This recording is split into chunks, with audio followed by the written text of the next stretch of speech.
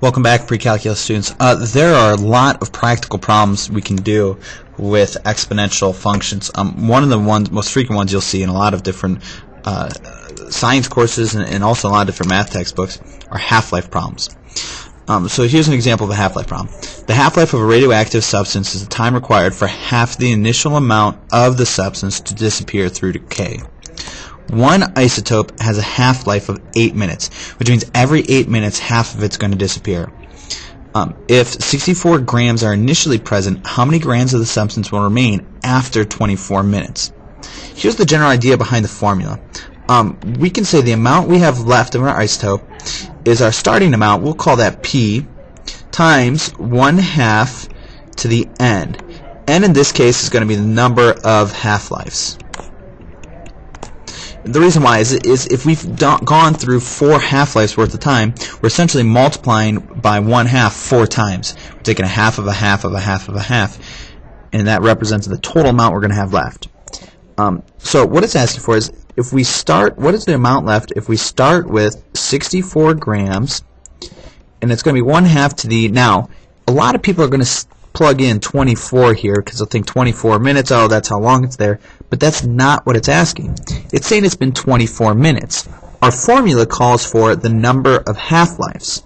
So what we have to do is on the side you could say how many half-lives are there? And in that case that'll equal the 24 minutes divided by the 8 minutes per half-life.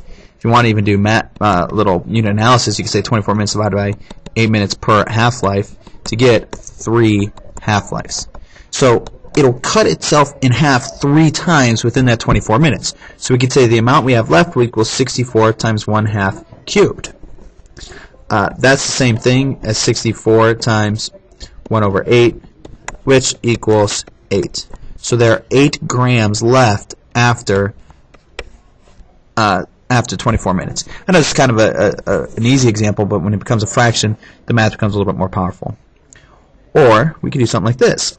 How many minutes until only 1 gram of the substance remain? So again, it's the same formula. The amount will equal the starting amount, or the principal, times 1/2 to the number of half-lives. So the amount will equal 64 times 1/2 to the, well, we know the amount now. They're saying it's 64 will get cut down to 1. There's only 1 gram left. We need to find the number of half-lives. In other words, at this point we could say, well, that's divide 1/64 equals 1/2 to the n. Now, we're going to learn how to solve these when they're not nice numbers, but for now we could say 1/64 is the same thing as 1/2 to the 5th power. Our uniqueness principle then tells us that n equals 5. That's not the amount of minutes, though. That's the number of half-lives. Excuse me. 5 half-lives have been gone through in order to get down to that 1 gram. But there are a total of 8 minutes in each half-life. So the minutes will equal 5 half-lives times 8 minutes per every half-life, which gives you 40 minutes.